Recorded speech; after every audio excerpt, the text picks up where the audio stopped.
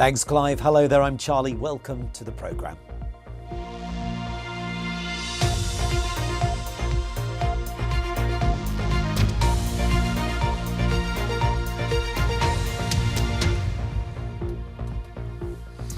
Jersey's government has defended a programme that monitors the weight of primary school children after criticism from parents. There's concern that children could feel labelled, resulting in issues with self-confidence and body image. But health bosses say it's a valuable way of tracking young people's development. Julie Flanagan's been to meet one man who was told his 5-year-old was overweight.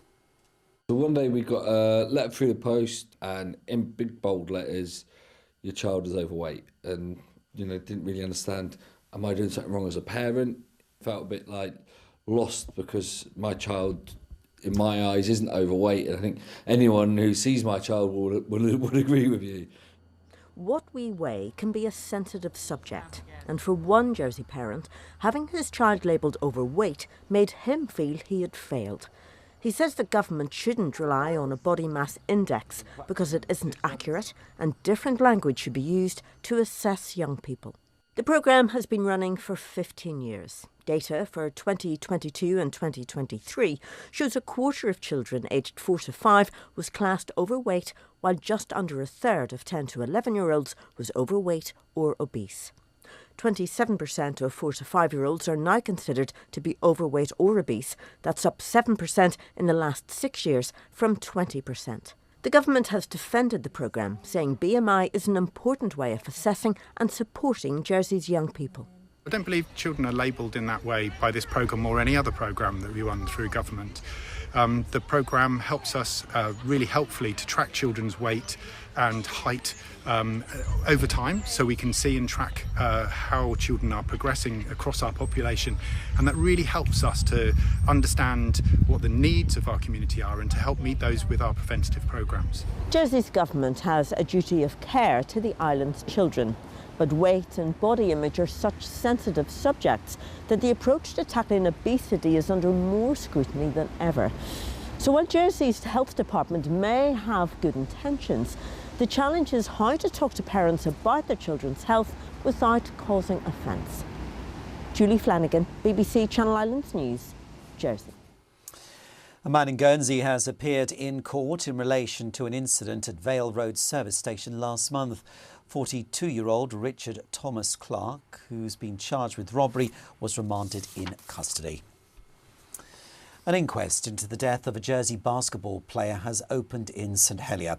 40-year-old Guillaume Oro had a heart attack on court during a match against Guernsey early this month. The inquest has been adjourned pending further tests. People living in St Brelard in Jersey have rejected plans for a flat in the loft of the parish hall in St Oban. Parishioners accepted proposals to replace the roof and repaint the building, but voted against converting the building for accommodation. Now, Guernsey States has released its accounts for last year, showing a £10 million surplus for 2023. But some departments still overspent, including health, which went £4 million over budget. Olivia Fraser's been looking at the details. Whether it's the island's hospital, schools, or the roads between the two, it's states' funding that keeps them running.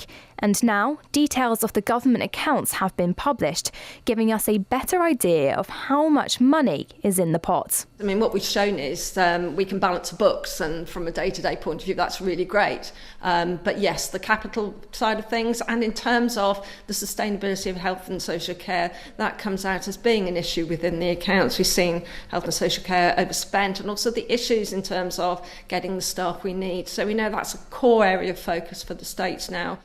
When you include things like investment returns and other non-cash assets, the states recorded a surplus of nearly £64 million last year. That's a big change from 2022, where there was a deficit of nearly £140 million.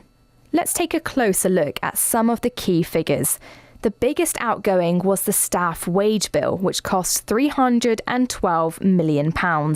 Income tax was the biggest source of revenue, bringing in £427 million. The overall spend was £864 million, while the overall revenue was £874 million, resulting in a £10 million surplus. But is that enough to maintain public confidence when it comes to public spending? We can report, good cash positions. We're still not seeing any investment in infrastructure. We're still not seeing money getting put into the, capital reserve in the amount that we need to see. Whilst it's nice to hear, the accounts aren't looking too bad at this particular point in time. We still need the structural reform to our tax environment. Despite calls for urgent investment to maintain island infrastructure, many islanders are opposed to paying more tax. So while there are signs of light breaking through the clouds, even with money to spare this year, there could be darker days to come. Olivia Fraser, BBC Channel Islands News, Guernsey. Let's get a check on the weather now with Dan Downs. Thank you, Charlie. Hello. Well, after a couple of rather cloudy days, the weather is improving as we head towards the weekend and beyond, settling down as high pressure moves in from the west. Still quite cloudy for many tonight, though, but that cloud is drifting away to the south and the east. Some clearer spells through the night, just the chance perhaps of an isolated shower here and there, but mainly dry, fairly breezy, a low of around 10 or 11 Celsius. And tomorrow, fairly cloudy start for many of us, not as misty murky as this morning, though 1 or 2 showers possible through the morning, but becoming largely dry and bright, more in the way of sunshine then through the afternoon. Quite a windy day tomorrow. The wind's coming in from a northwesterly direction, a high of around 16 or 17 Celsius. And then as that high pressure builds in further, dry as we head into the weekend. Lengthy spells of sunshine, a bit warmer too. Sleep well. And that is it this Wednesday evening. We're back tomorrow at 6:30. Hope to see you then. Bye-bye.